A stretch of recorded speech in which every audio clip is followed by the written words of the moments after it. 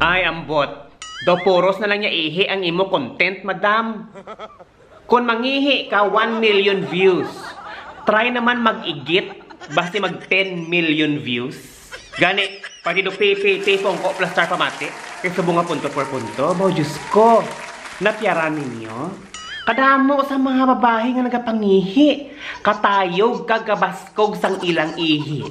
Di tani kung gintuon nyo na to sa mga nasunugan, nangin fire truck ka mo, nag-trending ka na, nakabulig ka pa. Una po to. Pila naman ka litro ang gininom ni mo. Nga perti ka baskog sang imong ihi. Kadamo sang imong ihi. Perti mag-agwasa. Lantawa. Gahululungag ang ilong ni mo.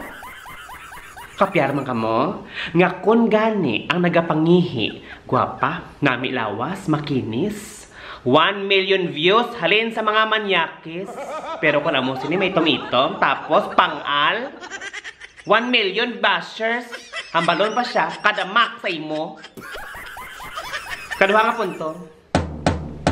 Daw normal ka man lang tawon, madam.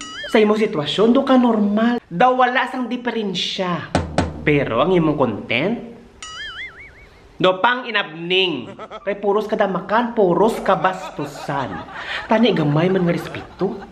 Respeto bala sa kaugalingon, kundi man para sa kaugalingon. Respeto para sa pamilya nimo. Kadamo bala sang pwede mon content. Kaon dira sang buhi nga manok. Pwede ina content, kadamo pwede mapaminsaran. Wala gaganang imong utok. Kani hindi man matabo sa inyo nga himuon ang tanan nga kabastusan kadamakan for the views. Ikatatlo nga punto. Antes mangihi, manilag kay basi may nagapanglingling, may nagalantaw, nahuya ka? Tapos gin-post nimo sa social media, nag-million views. Ganghal? Ganghal nga paminsaron. Amo niya prank kang istorya, prank kahon pa kamo nga mga langlang, pamati kamo sa reels, no? Sa reels ang atong pag-istoryahan. Kung mag 1 million views, butang na to may $20 ka. 1,100 pesos. Makita mo ina, kung nagakita ang imong page, makakita sang kwarta. Pero kung wala man kwarta. Imagine na, 1,100 pesos o kung wala kwarta, amo nang baylo. Amo nang imugin baylo sa kahuyanan nimo. Kahuyanan sang kabataan nimo. Kahuyanan sang pamilya nimo.